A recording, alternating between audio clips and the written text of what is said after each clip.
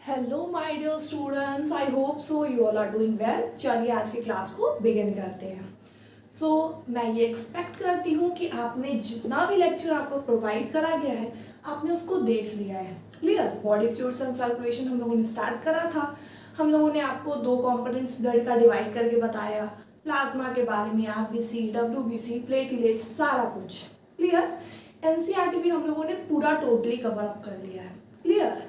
मेरा बस यही टारगेट रहता है आपको कम से कम टाइम में पूरा एनसीईआरटी, पूरा कंटेंट अच्छे से प्रोवाइड की जाए।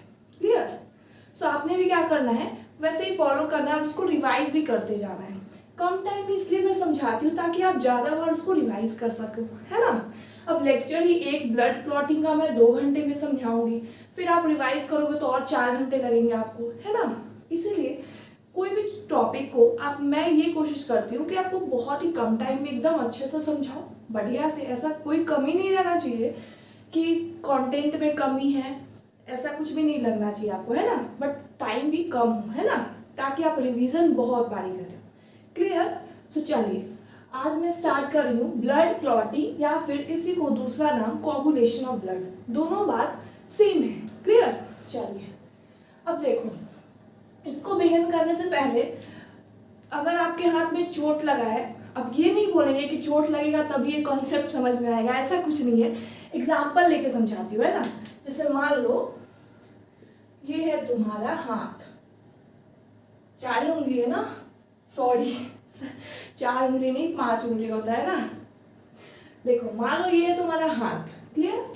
अब यहाँ पे लग गया तुमको चोट, अब तुम चल रहे थे, दिखा नहीं, गिर गए, हाथ में आ गया खरोच, चोट लग गया, ब्लड बाहर आने लगा। क्लियर। समझ में आया। अब क्या हुआ, अब ब्लड का ऐसा तो नहीं होता है कि बस बहे जा रहा है, निकले जा रहा है, कभी ना कभी वो स्टॉप होता है। अब ऐसा क्या मैकेनिज्म फॉलो होता है कि वो ब्लड रुकने लगता है धीरे धीरे, है ना। चलो आज उसके बारे में समझेंगे। सोच पा रहे हो क्या बोल रही हूँ, है ना। चलिए तो यहाँ पे जहाँ पे मान लो फॉर एग्जाम्पल मैंने हैंड लिया, कहीं पे भी चोट लग सकता है। क्लियर। तो ये हैंड, यहाँ पे मुझे लग गया चोट। क्लियर। तो यहाँ जहाँ पे टिश्यू इंजर्ड हुई होगी, अब यहाँ पे चोट लगेगा हैंड में, तो यहाँ के सेल्स, टिश्यू जो भी प्रेजेंट होंगे वहाँ पे हर्ट हुआ होगा, उनको इंजरी हुई होगी। क्लियर। चलो तो यहाँ क्या हुआ, टिश्यू हो गया इंजर्ड। साफ साफ दिख रहा है। 1 मिनट में चेक कर लेती हूँ सही से रिकॉर्ड हो रहा है। हाँ चलिए, तो टिश्यू क्या हुआ, इंजर्ड हो गया। क्लियर। अब चोट लगा, टिश्यू इंजर्ड हो गया, है ना। अब टिश्यू इंजर्ड हुआ तो क्या हुआ, टिश्यू इंजर्ड हुआ तो यहाँ पे वो रिलीज किया थ्रोम्बोप्लास्टिन, इट रिलीजेस। अब आपको बस लिखते चलना है, समझते चलना है, क्यों रिलीज किया थ्रोम्बोप्लास्टिन, क्यों रिलीज किया, ये क्यों रिलीज किया, वो क्यों रिलीज किया, ऐसा नहीं पूछना है ना। जो एनसीईआरटी में दी होगी मैं सारा कवर अप करते चलूंगी, है ना। इट प्रोड्यूसेस थ्रोम्बोप्लास्टिन, टिश्यू हुआ इंजर्ड और वहां पे सिक्रीट होने लगा thromboplastin. Clear. It produces thromboplastin. अब एक चीज और इसमें है, यहाँ पे प्लेटलेट्स होगा। अब ब्लड है तो ब्लड में प्लाज्मा फॉर्म्ड एलिमेंट्स दोनों होते हैं, ये तो सोचने वाली बात है। क्लियर। तो यहाँ पे फॉर्म्ड एलिमेंट्स होंगे, आरबीसी, डब्ल्यूबीसी, प्लेटलेट्स। तो प्लेटलेट्स भी क्या करता है, ये भी थ्रोम्बोप्लास्टिन को सिक्रीट करने लगता है। जहां पे टिश्यू इंजर्ड हुआ तो ये क्या करेगा, it attract platelets to secrete thromboplastin. समझ में आ रहा है। हाँ, it produces thromboplastin and it also attracts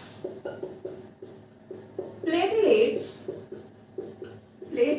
to secrete thromboplastin. Clear हुआ। अब दोनों जगह से मान लो तुमको वहां से भी लड्डू मिल रहा है, यहाँ से भी लड्डू मिल रहा है, तो क्या हो जाएगा, तुम्हारे पास लड्डू ज्यादा हो जाएगा, है ना। तो इसको क्या हो रहा है, इंजर्ड टिश्यू के पास थ्रोम्बोप्लास्टिन तो रिलीज हो ही रहा था, अब प्लेटलेट्स भी इसको सहयोग करने लगा, थ्रोम्बोप्लास्टिन रिलीज करने लगा, तो क्या होगा, थ्रोम्बोप्लास्टिन का जो लेवल होगा बहुत इंक्रीज हो जाएगा, जाहिर सी बात है ना। अब इसमें कोई बहुत ज़्यादा साइंस वाली बात नहीं बता रही हूँ, बस सिंपल सिंपल सा ऐड सब्ट्रैक्ट ऐसी चीज़ें बता रही हूँ, है ना। चलो, तो क्या होगा, थ्रोम्बोप्लास्टिन की जो लेवल होगी, थ्रोम्बोप्लास्टिन लेवल इंक्रीजेस। समझ में आया? क्या होगा, थ्रोम्बोप्लास्टिन के जो लेवल होगा वो इंक्रीज हो जाएगा। क्लियर? आपने क्या करना है, पहले इतना को नोट डाउन करना है, फिर मैं नेक्स्ट इसको रब करूंगी एंड देन मैं इसको बनाऊंगी। क्लियर? मिटा दूं? चलिए, अब यहां से याद रखना, थ्रोम्बोप्लास्टिन यहाँ पे इंक्रीज हो चुका है। क्लियर? चलिए, अब आप प्रोसेस को रिपीट करते रहिए, जब तक कहीं पे भी कट नहीं लगेगा, इन टिश्यू इंजर्ड नहीं होगी, तब तक ये प्रोसेस स्टार्ट नहीं होगा, है ना। हमेशा नहीं हो जाता, हर जगह आपको नहीं दिखाई देता ना ब्राउन कलर का स्कब, क्लॉट जो बन जाता है वो हर तरफ तो नहीं दिखाई देता, जहाँ पे इंजरी होती है वहीं पे दिखता है। तो जब कभी भी इंजरी होगी, टिश्यू इंजर्ड होगा, तभी ये प्रोसेस स्टार्ट हुआ। क्लियर? चलिए, हम लोग कहाँ पे पहुंच गए थे, थ्रोम्बोप्लास्टिन क्या हुआ था, मोर थ्रोम्बोप्लास्टिन, यहां तक आप लोगों ने मेंशन कर रखा है ना। अब इसके बाद क्या होता है, पूरा सीरीज ऑफ रिएक्शन फॉलो होता है। अब जितना एनसीईआरटी में होगा बिल्कुल आपको मैं बताऊंगी, है ना। जैसे ऑर्गेनिक रिएक्शन में क्या होता है, पहले बॉन्ड ब्रेक होता है, फिर इंटरमीडिएट बनता है, फिर बॉन्ड रिफॉर्म करता है, तो सीरीज ऑफ रिएक्शन होता है ना, स्टेप वाइज रिएक्शन चलता है। वैसे ही अब क्या होगा, इसमें मोर थ्रोम्बोप्लास्टिन हुआ तो क्या होगा, यहाँ पे बहुत सारा सीरीज ऑफ रिएक्शन चलेगा, यानी कि कैस्केड ऑफ रिएक्शन चलते गया। क्या हुआ, here cascade of reaction, cascade or series of reaction takes place. Clear? चलिए, अब मोर थ्रोम्बोप्लास्टिन जब होता है, थ्रोम्बोप्लास्टिन, मोर थ्रोम्बोप्लास्टिन होने के कारण क्या होता है, ये इंजाइम को इनेबल करता है फॉर्म करने के लिए। क्या करेगा, it enables enzyme, it enables enzymes to form, it enables enzyme formation, लिख लो, it enables enzyme formation। अब थ्रोम्बोप्लास्टिन है तो आप लोग मुझे बताओ कौन सा एंजाइम यहाँ पे आएगा। मैंने हमेशा आपको बताया काइनेज वर्ड जहां कहीं भी आए यानी कि वो एंजाइम से रिलेटेड है। काइनेज कहीं भी आएगा मतलब एंजाइम। जैसे आप 11th में ही पढ़ोगे हेक्सोकाइनेज, फॉस्फोफ्रुक्टोकाइनेज, है ना। यहाँ पे क्या आएगा, थ्रोम्बोप्लास्टिन है तो क्या आएगा, थ्रोम्बोकाइनेज। क्लियर? तो it enables enzyme formation thrombokinase. Clear हुआ? ये थ्रोम्बोकाइनेज क्या है, काइनेज मतलब एंजाइम। क्लियर? तो more thromboplastin it enables formation of enzyme that is thrombokinase. Clear हुआ? अब ये थ्रोम्बोकाइनेज किस पे एक्ट करेगा और क्या बनाएगा, ये बात समझने की है ना। चलो अब पहले मैं लिख लेती हूँ फिर मैं आपको समझाती हूँ।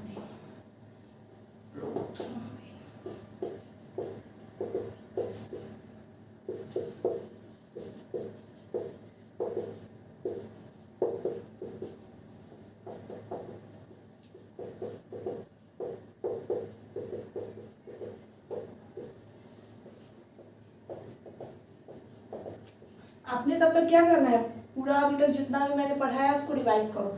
मैं इसको बना लेती हूँ फिर आपको अच्छे से समझा पाऊंगी, है ना।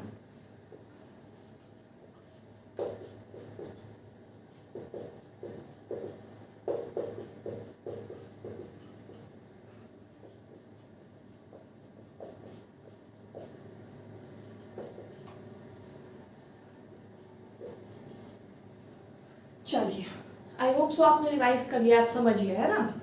अब थ्रोम्बोकाइनेज जो बना ड्यू टू मोर थ्रोम्बोप्लास्टिन, ये किस को फॉर्मेशन में लीड करा, थ्रोम्बोकाइनेज। क्लियर? यहाँ तक तो समझ चुके थे हम लोग।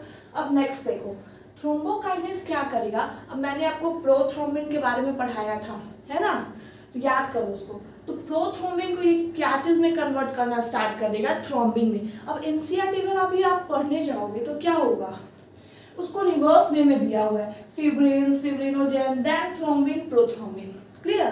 तो मैं रिवर्स नहीं पढ़ाऊंगी, मैं स्टार्टिंग से पूरा स्टेप वाइज बता रही हूँ, है ना। एनसीईआरटी रीड करेंगे तो आपको समझ में लगेगा, है ना, समझ में भी आ जाएगा अच्छे से। तो चलिए, प्रोथ्रोम्बिन को क्या करेगा, ये कन्वर्ट करेगा थ्रोम्बिन में। प्रोथ्रोम्बिन पाया जाता है इनएक्टिव फॉर्म में, मैंने आपको बताया भी था, है ना।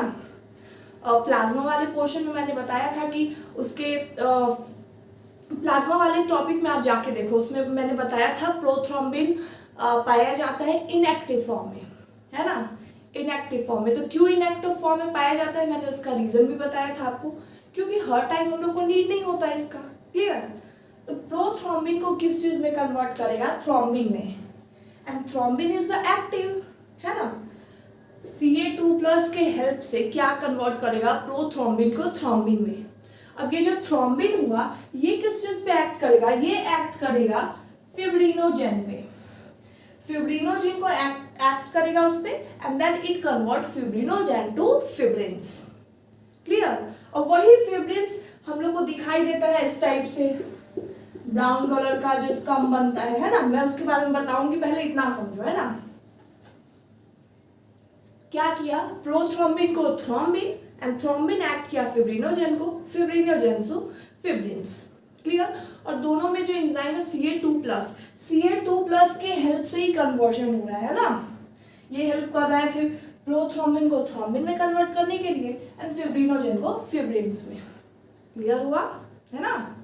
देखो, मैं फिर से वापस से पूरा रिकैप कर रही हूँ, अच्छे से ध्यान से सुनो। अगर ये वाला पार्ट नहीं समझ में आया तो अभी रिवीजन वाले में समझ में आएगा, फिर थोड़ा सा पार्ट बचेगा, उसको कवर अप कर लेंगे। क्लियर? चलो, कॉपी को बंद करो और सुनो। मैंने क्या बताया, पहले क्या हुआ, आपके हाथ में इंजरी हुई, मैंने हाथ का लेकर समझाया, कहीं पे भी इंजरी हो सकती है। आपके हाथ में हुआ इंजरी, यानी कि टिश्यू या फिर सेल्स दोनों हो गए डैमेज। क्लियर? अब जब डैमेज हुए तो वो क्या सीक्रेट करना स्टार्ट कर दिया, थ्रोम्बोप्लास्टिन। क्लियर? यहाँ तक क्लियर हुआ? चलो, अब थ्रोम्बोप्लास्टिन जब सीक्रेट होना स्टार्ट करा तो प्लेटलेट्स भी क्या किया, प्लेटलेट्स भी उससे अट्रैक्ट हो गया, और वो भी क्या करना स्टार्ट कर दिया, थ्रोम्बोप्लास्टिन रिलीज करना स्टार्ट कर दिया। क्लियर? चलो, अब जब दोनों जगह से थ्रोम्बोप्लास्टिन रिलीज हो रहा है तो क्या होगा, थ्रोम्बोप्लास्टिन का लेवल बढ़ जाएगा। क्लियर? चलो, अब जब मोर थ्रोम्बोप्लास्टिन हुआ तो ये एक सीरीज ऑफ रिएक्शन को फॉलो करने लगा, है ना। यहाँ पे बहुत सारी रिएक्शन चलती है, तब जाके यहाँ पे रिजल्ट ऑब्टेन होता है ना। तो पूरा cascade of reaction, series of reaction चलते गया, है ना। और यहाँ पे जो थ्रोम्बोप्लास्टिन बना था वो एंजाइम को भी सीक्रेट करता है, थ्रोम्बोकाइनेस। क्लियर? अब जब कैस्केड ऑफ रिएक्शन चला तो एट लास्ट क्या हुआ, प्रोथ्रोम्बिन कन्वर्ट हुआ थ्रोम्बिन, और थ्रोम्बिन वापस से एक्ट किया फिब्रिनोजेन पे, and fibrinogen converts into fibrins. Clear? यहाँ पे प्रोथ्रोम्बिन एंड फिब्रिनोजेन जो होते हैं वो इनएक्टिव स्टेट में होते हैं, and thrombin and fibrins are present in active state. Clear? And Ca2+ जो है यहाँ पे लकी चार्म है ना, यही हेल्प करा रहा है कन्वर्ट करने में। क्लियर हो रहा है? चलो, यहाँ तक आपको क्या करना है, नोट डाउन करना है, उसके बाद थोड़ा सा पार्ट बचेगा, एंड देन इस सेशन को एंड कर देंगे।